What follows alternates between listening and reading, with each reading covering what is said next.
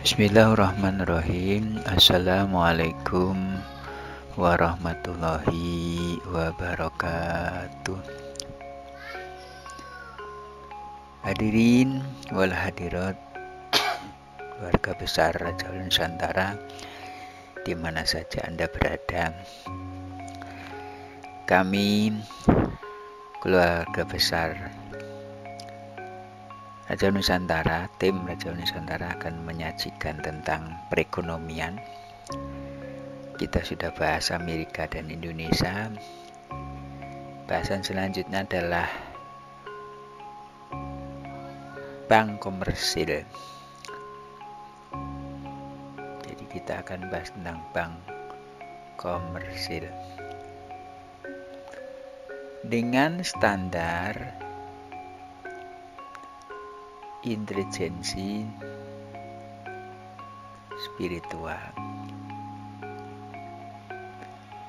Mungkin kita akan perdalam dulu. Standar intelijensi adalah standar tentang data-data konkret di perbankan Indonesia. Kemudian kita olah data tersebut, kita carikan jawabannya di spirit. Spirit ini ya langit. Langit itu ya ke Gusti gitu. Jadi karena standar yang ada ini intelijensi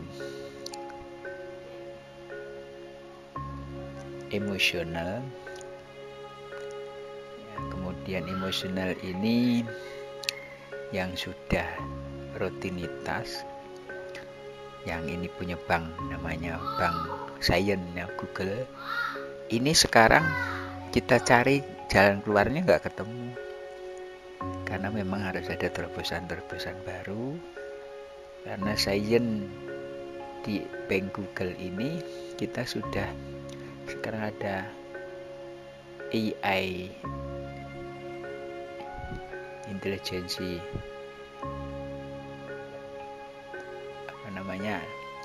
artificial intelligence. Artificial intelligence ini sudah menjadikan searching berbasis EA, intelijensi emosional. Jadi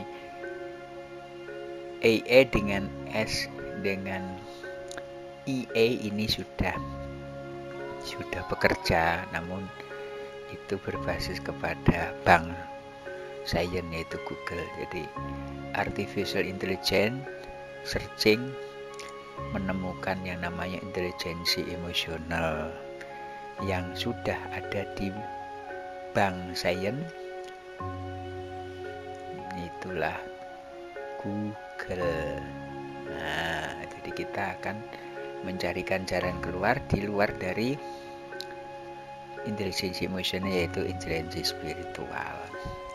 Karena data-data ini sebenarnya kita bawa ke langit untuk dicarikan jalan keluar. Dan ternyata juga hasilnya efektif, dan juga ada perubahan dan perbedaan informasi. Jadi informasi yang Amerika dan Indonesia itu saya juga carikan dari sisi intelijensi spiritual, yang tadinya nggak kelihatan jadi kelihatan. Hadirin rahimakumullah, maka kita membicarakan bank komersil atau bank komers. Untuk Indonesia, kita membicarakan di Indonesia, itu urutan bank itu ada bank kendali moneter, namanya Bank Indonesia. Jadi kendali moneter dia tidak usaha. Kemudian yang bawahnya itu adalah bank komersil. Nah, bank komersil itu turunannya ada BSI, Bank Syariah Indonesia, ada BPR, Bank Pegadaian Rakyat. Nah, mereknya itu ada Bank BCA, ada Bank Mandiri, ada Bank BNI, ada Bank BRI, dan itu merek-mereknya semua. Kemudian turunannya di bawahnya juga masih ada yang namanya Bank Syariah Indonesia dan juga Bank Perkreditan Rakyat BPR. Nah, di luar DKI itu ada BPR, Bank Perkreditan Rakyat. Namun untuk kesempatan yang baik ini saya akan membicarakan tentang bank komersil dari bank konvensional, karena nanti ada kita bahas tentang Bank Syariah Indonesia. Bank komersilnya adalah bank konvensional.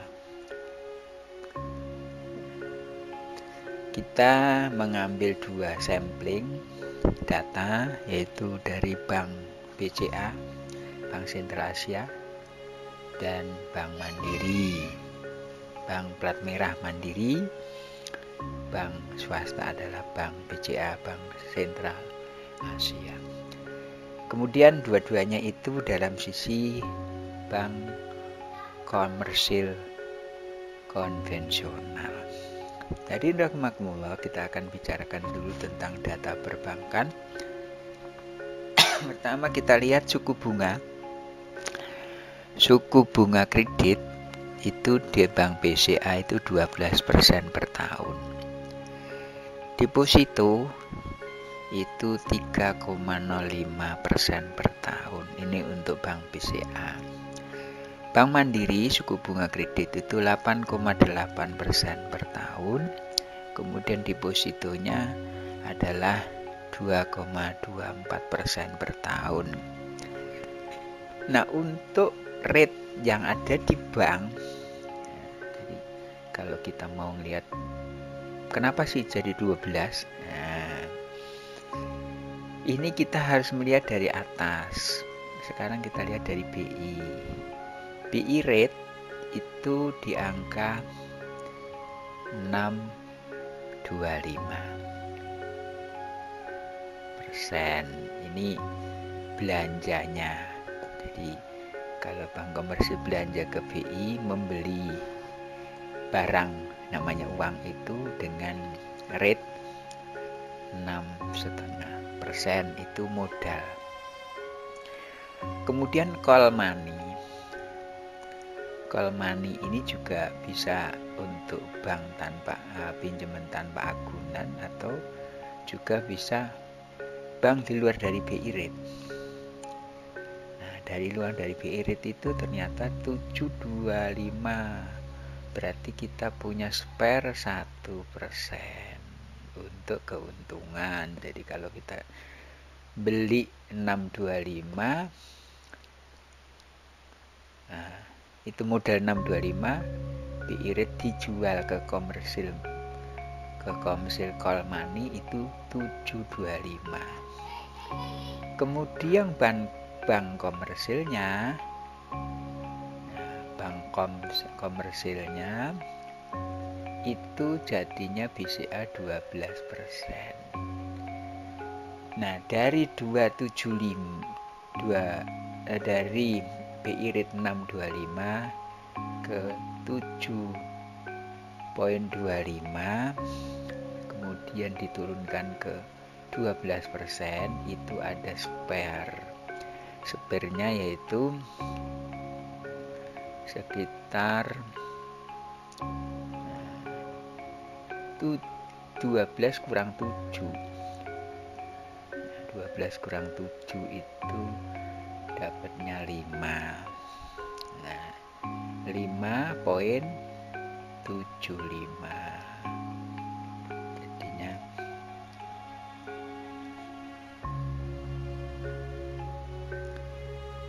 jadi 7. Nah, kalau 7, 12 kurang 7, 12% kurang 725. Nah, kita hitung 12 kurang 725, berarti ini 75 poin belakang. Nah, berarti tinggal 4 ya, 4,725. Ini spare untuk keuntungan. Hadirin rahimakumullah, di sini kita sudah bisa melihat bahwa BI, call money, dan bank komersil itu sudah punya keuntungan dari sisi rate. Nah, kalau rate ini turun ke bawah, lebih besar lagi. Jadi kalau kita belanjanya 12%, paling tidak jual 24% per tahun. Jadi ini makin mahal.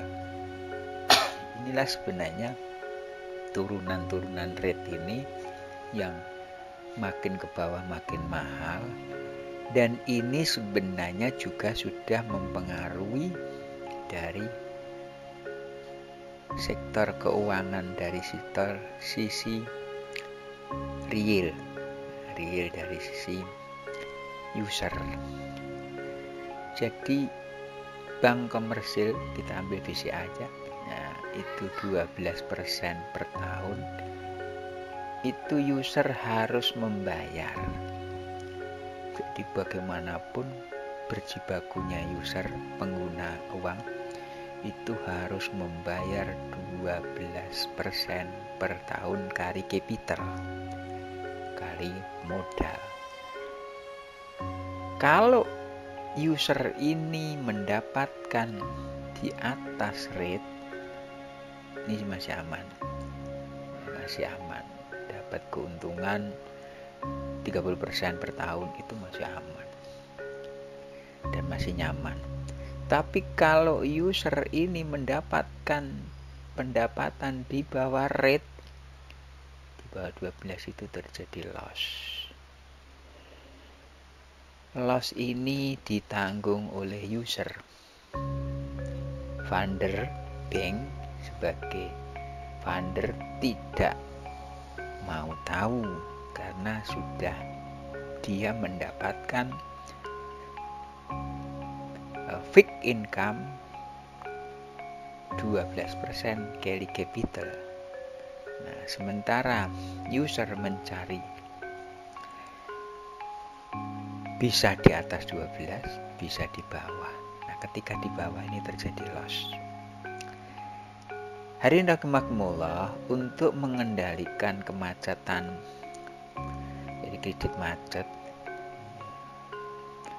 karena loss ini peluang jadi kredit macet, maka di bank disyaratkan dengan agunan. Agunan itu adalah jaminan berupa barang atau solven untuk dijadikan pengaman. Jadi debitur menaruh solven ke kreditur. Bank sebagai kreditur, maka nasabah sebagai debitur menaruh solven. Nilai solven itu sekitar 70%.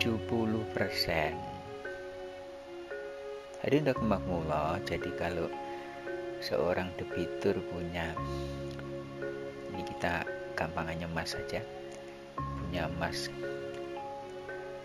senilai 100 juta, maka akan dikucurkan dana mendapatkan kredit senilai 70 juta. Jadi ada seperti 30 juta, 30%-nya itu kalau terjadi kemacetan, maka ada waktu kalau terjadi kemacetan, dan kalau memang deadlock, terjadi ketidakmampuan dalam pengembalian, maka jaminan atau solvennya debitur ini dilikuidkan, dicairkan. Ini adalah agunan yang akan menjadi pertaruhan dari seorang user untuk membackup kepada funder. Dan kebanyakan, ini dalam pengalaman hidup, kebanyakan itu ketika rumah diagunkan, barang diagunkan, itu bukannya balik, nah, bukannya nambah, namun banyak yang terjadi penarikan aset oleh bank karena terjadinya usaha mendapatkan nilai di bawah dari rate yang ditentukan oleh bank, yang ditentukan oleh funder, sehingga dia loss, dan loss itu berarti hilangnya agunan dari debitur untuk menyelesaikan kredit macetnya di bank komersil. Hadirin rahimakumullah, ini permasalahannya. Jadi permasalahannya memang turunan dari BI ya, ke BI rate ke call money ke commerce itu sangat-sangat berat. Jadi yang diberatkan sebenarnya adalah user. Maka dari itu sebenarnya ini solusinya adalah dengan share. Solusinya dengan share.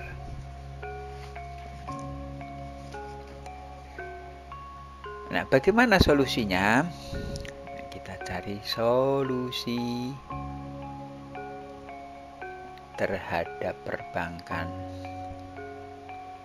komersil konvensional. Hadirin rahimakumullah, berarti komersil konvensional ini tidak bisa kita menggunakan langsung dengan menggunakan share kalau hulunya tidak dirubah. Pertama yang harus dirubah adalah BI rate. BI rate-nya dirubah menjadi share profit dengan porsi 60% 40 untuk BI diarahkan ke bank komersil konvensional. Kemudian dari bank komersil konvensional itu akan di-sharekan lagi share profit ke user dengan porsi 60 40. 60-nya adalah bank komersil, 40-nya adalah user. Ini tanpa agunan.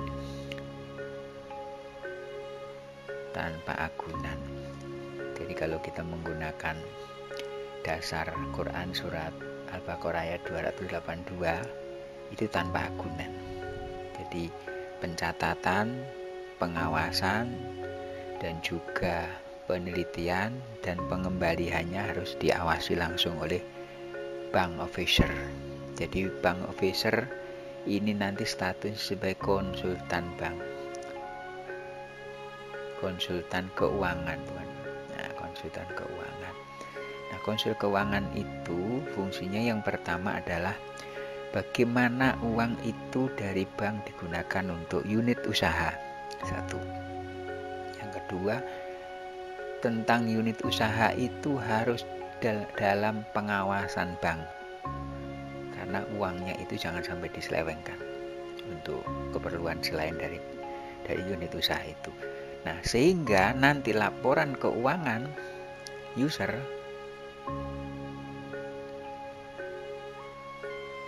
itu akan di cross check oleh bank officer nih atau bank jadi konsul banknya ini. Jadi laporan keuangannya user itu langsung diterima oleh petugas bank. Petugas bank meng-cross check, kemudian dia bisa menentukan profit berapa bulan ini. Nah, taruhlah kalau kita mau asumsi modalnya 1 miliar, 1 M, untungnya 10 juta. 10 juta. modal 1M ini diputar lagi di bulan seterusnya, 10 juta dibagi 4 juta untuk user, 6 jutanya untuk bank komersial. 6 juta, dan itu diawasin langsung oleh bank yang selaku konsultan keuangan. Ini kalau dilakukan dengan baik, kemudian dalam pengawasan dan juga tingkat trust kemanusiaan jujur dan adil dilakukan dengan baik antara pihak perbankan, Phil Fisher konsultan orangnya itu jujur datanya, kemudian user juga mendapatkan hasil jujur datanya, maka akan terjadi matching dan ini tidak akan memberatkan siapapun. Jadi user akan sehat, jadi uang 1 miliar tetap dipertaruhkan terus, kemudian mendapatkan asumsi, ini asumsinya mendapatkan 10 juta dibagi 2 langsung setiap bulan, dan di akhir tahun ini ditawarkan kepada user apakah masih menggunakan uangnya 1M itu. Oh masih, terus dalam 1 tahun. Di akhir tahun, oh saya sudah nggak pakai, dikembalikan pada bank komersil. Dan ini sebenarnya adalah dana bergulir yang sehat. Nah, hasil 6 juta ini yang nanti akan dibagi ke BI. Dari setoran BI, 6 juta ini dibagi 60-40. 40-nya adalah bank komersil, kemudian 60-nya adalah bank. Nah, sekarang berapa kira-kira 60-40-nya? Jadi sekitar 2 juta sama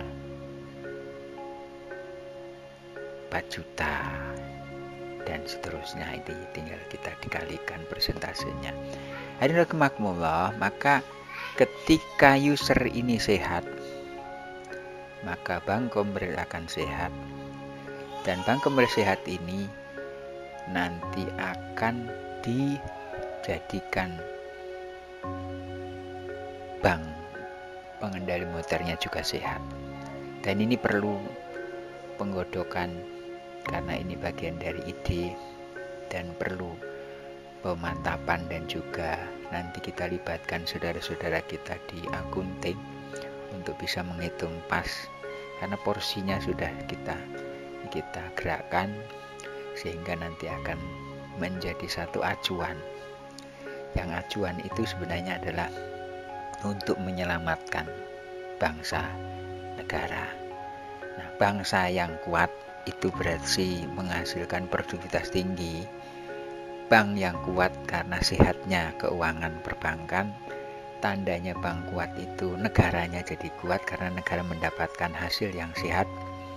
Kemudian rendahnya korupsi, manipulasi data dan semuanya, dan itu akan menjadi negara yang paling kokoh karena kekuatan finansial itu adalah kekuatan real dari kehidupan ini.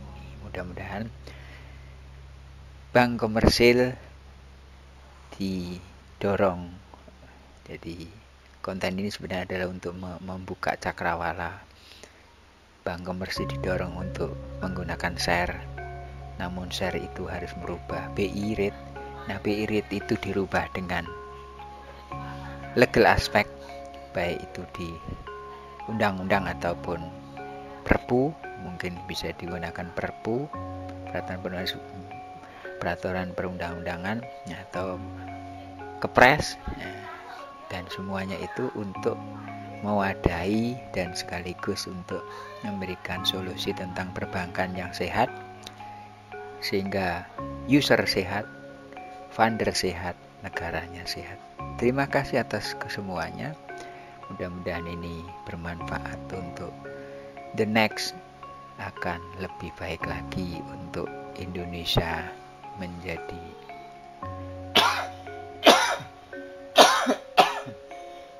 mercusuar dunia. Terima kasih atas perhatiannya, dan ini bagian ide, saran, dan juga masukan sangat-sangat dibuka pintu lebar untuk menjadikan alternatif penyelesaian masalah dalam perbankan, terutama di negara tercinta Indonesia. Terima kasih. Assalamualaikum warahmatullahi wabarakatuh.